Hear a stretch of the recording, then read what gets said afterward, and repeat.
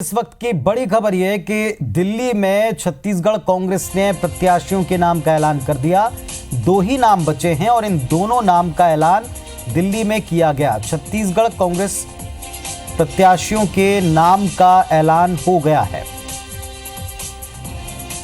तो बता दें आपको, दो सीटें ऐसी हैं जिनके ऊपर अभी भी नाम सामने नहीं आए हैं और इन दो सीटों पर कांग्रेस प्रत्याशी फैसला कर चुकी है।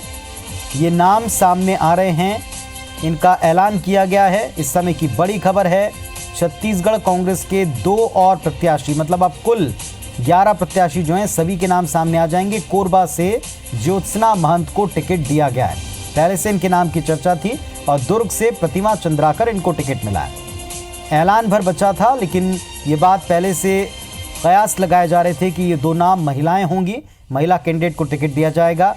छत्तीसगढ़ कांग्रेस प्रत्याशियों के नाम सामने आ चुके हैं। कोरबा से ज्योत्सना महंत को टिकट मिला है, जबकि दुर्ग से प्रतिमा चंद्राकर को कांग्रेस पार्टी ने लोकसभा के लिए टिकट दे दिया है। इस तरह से अब 11 की 11 सीटों पर बीजेपी और कांग्रेस दोनों के कैंडिडेट सामने आ चुके हैं। हमारे सहयोगी हमारे साथ में जुड़ रहे हैं, उनसे हम बात करेंगे। सौरभ, अगर मेरी आवाज आप तक पहुंच रही है, ये दोनों नाम पहले से उम्मीद थी, इन्हीं का घोषणा होना पर बचा था। बिल्कुल, देखिए जिस तरीके से 9 सीटों पे जो प्रत्याशियों का ऐलान हो गया था, केवल 2 पे ऐलान होना था जो अभी हो गया है। और जैसे कि कोरबा से ज्योत्सना महंत और दुर्ग से प्रतिमा चंद्राकर का नाम बहुत पहले से कयास लगाए जा रहे थे। दरअसल प्रतिमा चंद्राकर जो विधायक थी अभी दुर्ग ग्रामीण से, और जब तामदस्त साहू को लड़ाना था तो वहीं से लड़ाया गया और उनके टिकट काटकर जो तामदस्त साहू को दिया गया था। इसके बाद से जो शीर्ष नेतृत्व है, कांग्रेस के नेता हैं, उनके द्वारा उनको मान मनोबल किया गया था कि लोकसभा में कहीं ना कहीं आपको टिकट दी जाएगी। और आज यही हुआ कि प्रतिमा चंद्राकर को टिकट दी गई। प्रतिमा चंद्राकर जो है विधायक रह चुकी हैं। वहीं अगर बात करें कोरबा से ज्योत्सना महंत की, तो ज्योत्सना महंत जो है अभी वर्तमान विधानसभा अध्यक्ष चरणदास महंत की पत्नी है। काफी समय से जो है कयास लगाए जा रहे थे कि उनको टिकट मिलेगी और आज ये फाइनल हो गया है। और दोनों सीट पर अब जो है पूरी तरीके से अगर की बात करें तो दुर्ग लोकसभा में भाजपा की तरफ से विजय बघेल होंगे और कांग्रेस से जो है प्रतिमा चंद्राकर होंगी। वही अगर कोरबा से बात करें तो ज्योतिनंद दुबे बीजेपी से कैंडिडेट हैं, वहीं कांग्रेस से ज्योत्सना महंत है।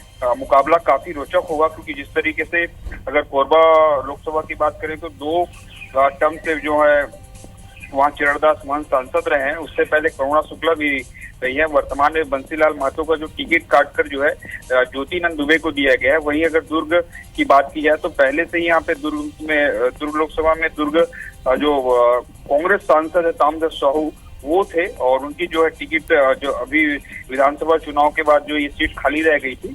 और अब देखने वाली बात होगी कि इन दोनों सीटों पर किस तरीके से कांग्रेस बढ़त बनाएगी और विजयी हो पा रही है। सौरभ, इतना वक्त आखिर क्यों लगा? क्योंकि महिला कोटे से टिकट देना था, महिलाओं को टिकट देना था, ये बात पहले से तय थी। इंतजार किया जा रहा था पहले बीजेपी की सूची का, लेकिन ये सूची आने के बाद भी काफी वक्त तो लग गया। क्या तय करने में वक्त लगा या घोषणा देर से की गई, किन्हीं समीकरणों को ध्यान में रखकर? और बिल्कुल, देखिए सबसे पहले अगर सीट बंटवारे की बात करें, ऐलानों की बात करें, तो सबसे पहले कांग्रेस ने जो है 5 जो रिजर्व सीट है उन सीटों पर अपने कैंडिडेट के नामों का ऐलान किया। उसके बाद फिर तीसरे दिन जो है, चौथे दिन जो है बीजेपी ने अपने लिस्ट जो प्रत्याशियों के नामों का ऐलान किया। वो भी रिजर्व जो कांग्रेस ने पहली सीटों का ऐलान किया था उन्हीं सीटों पर बीजेपी ने की। उसके बाद फिर कल बीजेपी ने जो है जो बाकी 6 बचे हुए नाम उसके ऐलान कर दिए। दरअसल इसके पीछे पूरी स्ट्रेटजी रही कांग्रेस की कि वो देखना चाह रहे थे कि आखिर दुर्ग और कोरबा में किसको जो है बीजेपी अपना प्रत्याशी बनाती है। दरअसल कोरबा की बात करें तो कोरबा में जो है पूरी तरीके से ज्योतिनंद दुबे जो है काफी नए हैं और हो सकता है कि उनका इंतजार कर रहे हैं, क्योंकि कोरबा से कई और जो भाजपा के जो नेता हैं उनका नाम चल रहा था। तो ऐसे में कांग्रेस को कहीं डर था कि कहीं और कोई दूसरे जातिगत समीकरणों को न देते, क्योंकि ज्योत्सना महंत जो है चरणदास महंत की पत्नी, काफी समय से वो एक्टिव है। वहीं अगर प्रतिमा चंद्राकर की बात करें तो प्रतिमा चंद्राकर जो है एक विधायक रह चुकी हैं, और इससे पहले जो है विजय बघेल जो है अभी वर्तमान जो मुख्यमंत्री भूपेश बघेल हैं उनके भतीजे हैं। और इससे पहले जो विजय बघेल हैं वो भूपेश बघेल को हरा चुके हैं 2008 के चुनाव में। तो निश्चित तौर पर ये जो जातिगत समीकरण देखा जा रहा था कि आखिर किसको दिया जाए। उसके अलावा जो है जो बात करें तो राजनांदगांव लोकसभा है, वहां पे साहू को टिकट दिया गया है। जातिगत फैक्टर आप देखिए इसमें, साहू जो है वहां पे भोलाराम साहू उसको कैंडिडेट बनाया है कांग्रेस ने। अगर इधर आ जाए फिर रायपुर में तो सामान्य कैटेगरी से दिया गया प्रमोद दुबे को। अगर नीचे उतरते हैं तो महासमुंद से फिर धनेंद्र साहू को दिया गया है। अगर फिर इधर नीचे आते हैं तो बिलासपुर से अटल श्रीवास्तव को दिया गया है। तो पूरी तरीके से आप देखिए जातिगत समीकरण किस तरीके से बैठाया गया है। पूरी तरीके से जातिगत समीकरण के आधार पर ये सीटों का बंटवारा हुआ है। और निश्चित तौर पर जो कांग्रेस जिस स्ट्रेटजी के साथ टिकटों का बंटवारा किया है उसमें लगता है कहीं ना कहीं जो है वो एआईसीसी ने जो सर्वे में जो नाम भेजे गए थे, उसके अलावा पीसीसी ने जो लिस्ट भेजे गए थे, उन सभी नामों पर जो है सहमति हुई है। उसके बाद जो है इन दो महिलाओं को दिए गए थे। इससे पहले लगातार भाजपा के द्वारा ये आरोप लगाया जा रहा था कि कांग्रेस जो है महिला विरोधी है, कांग्रेस जो है महिला कैंडिडेट नहीं उतार रही है। और ऐसे में जो है अब अगर बात करें तो 2 बीजेपी में भी है और 2 कांग्रेस में भी है। पूरे 11 लोकसभा में जो है 2-2 भाजपा और कांग्रेस दोनों ने जो है 2-2 महिला कैंडिडेट उतारे। अब देखने वाली बात होगी कि किस तरीके से जीत हो रही है।